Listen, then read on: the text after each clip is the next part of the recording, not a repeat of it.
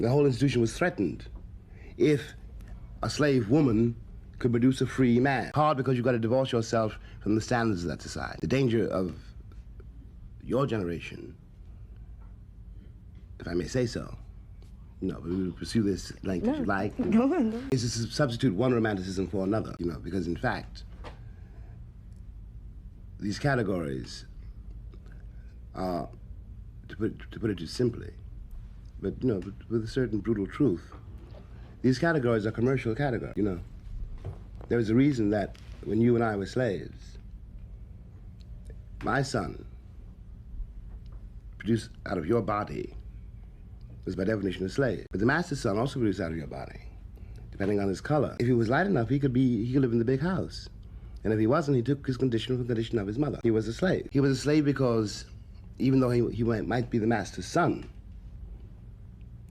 the master could make money off of his son. The whole institution was threatened if a slave woman could produce a free man. And the dilemma begins there. You see what I mean? I don't see why it's a dilemma.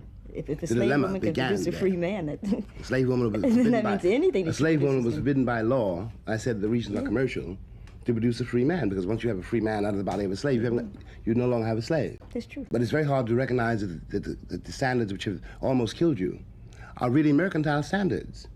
They're based on cotton, they're based on oil, they're based on peanuts, they're based on profits. To this day. To this hour, which the church sanctifies. But the church is commercial. It's when you begin to realize all of that, which is not easy, that you begin to break out of the culture which has produced you and discover the culture which really produced you.